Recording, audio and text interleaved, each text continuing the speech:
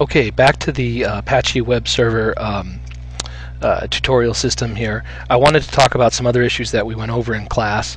One of the things that we went over, I'm going to control out of here, I'm using VirtualBox, is we went over how to, let's see here, we went over how to set up a domain name. So, and there's a lot of places you can do it. One of the most popular places to do it is through register.com.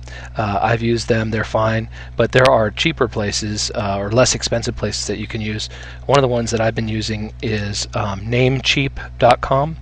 And at namecheap.com you can buy domain names for under $10. You can search for the domain name that you want.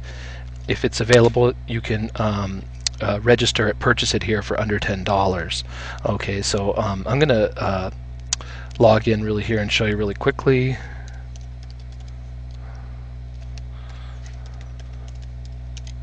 I'm not sure if this is the right login. Let's see. Okay, I'm in. So I've logged in here, and then you have tools that you can use to point your domain names different places. You can move your domain name to a web host if you have a web host like a GoDaddy or something like that, or you could have Namecheap do your hosting and you could keep your domain there. As you can see, I have 4 domains here, and then I can basically click on one of the domains. Here they are, there's the 4 domains. I can click on one and then I can edit the domain. Now a lot of my personal information will show up, so I don't want to put that out on the web, but what you can do is, like for this domain, dansgames.com, I pointed it to the IP address of my of a home server, and I'll show you that right now. Okay, so I'm going to slide this over.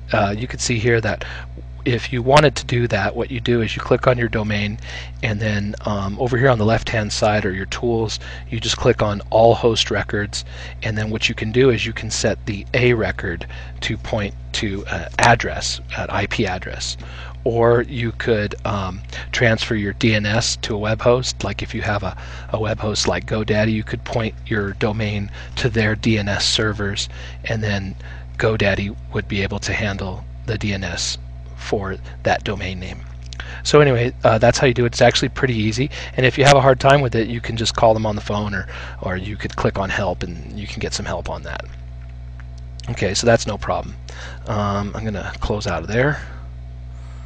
Alright, so that's about domain names. So what I'm going to do is I'm going to set up 2 virtual host domains at my house, and then I'm going to set up some type of redirection at my router at my house, so that when you go to dansgames.com or some other subdomain or additional domain, you'll go to that website on my Apache server, so that specific website.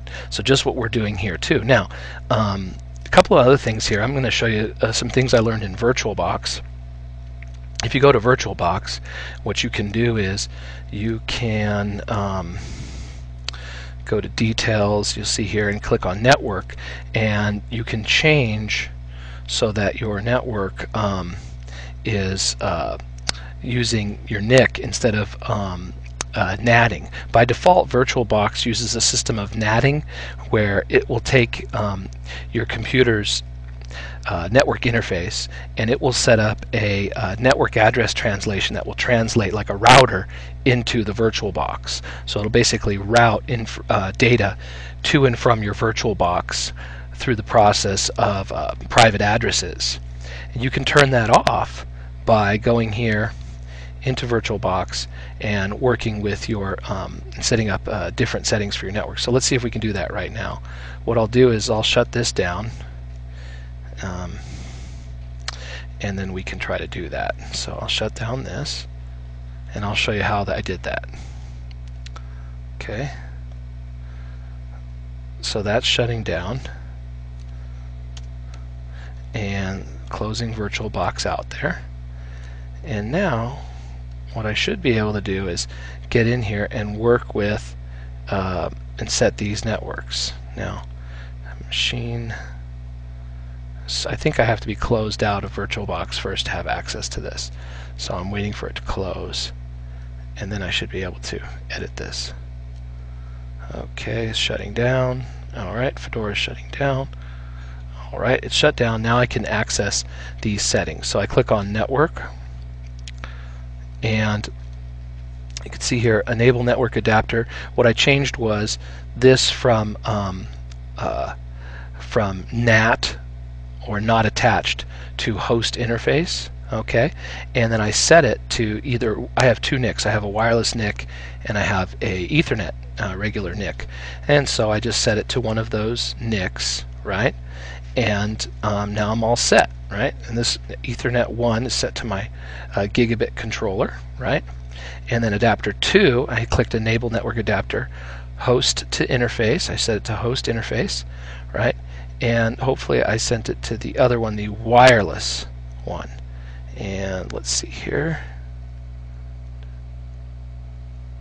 I believe that's the one.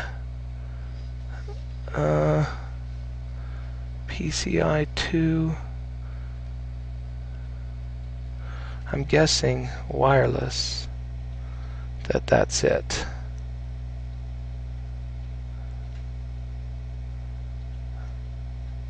Should be set to the wireless.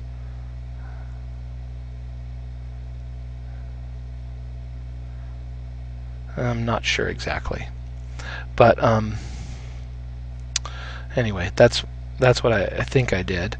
And no, so 1 is set to the Broadcom, and 2 is set to wireless, and you click OK, and then now it should allow traffic to go right through your network cards right into your VirtualBox Linux host.